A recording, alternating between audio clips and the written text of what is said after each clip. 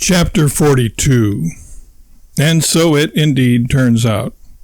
The prison reality TV venture is wildly successful, even beyond their irrationally, or so it had seemed, exuberant speculations. Warble is interviewed by Time magazine. One of his quotes is soon reprinted worldwide, garnering Warble his first taste of both fame and infamy. In response to the interviewer's question about the ethics of television cameras in prison, the privacy issues involved, and so forth, Warble had stated, "Now you know why Good Time Charlie's got the blues." Charlie was a fool, as it turns out. I'm referring, of course, to the once highly respected philosopher Charlie Rich, who claimed that no one knows what goes on behind closed doors. He was perhaps regarded as a great philosopher in his day, but that day has passed.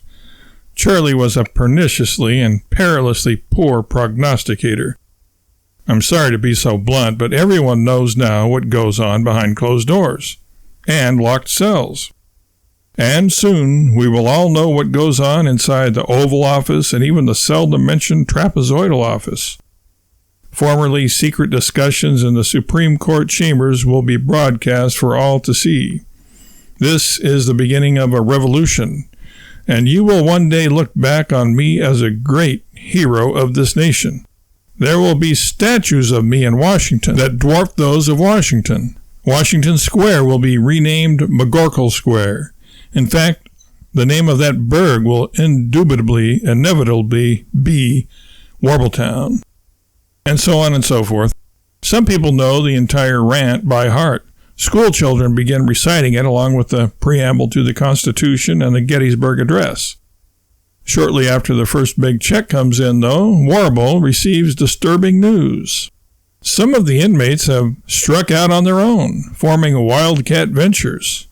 Specifically, many of those who are photogenic and possess pleasant voices have become prison televangelists, soliciting funds to be sent directly to them, bypassing the middleman, which Warble knows is he himself, so that they can continue to pursue and expand their prison ministry, or so they promise the viewers.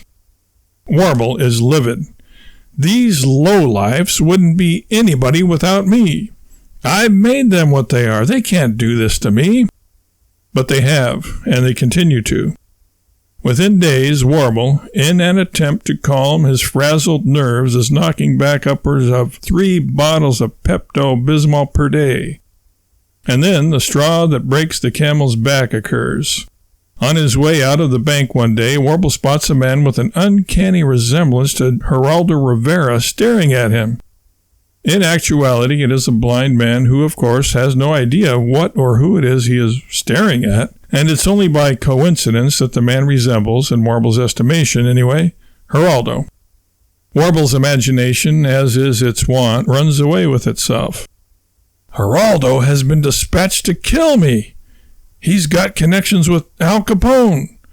They want me out of this racket, honorable business venture, so they can take over my turf.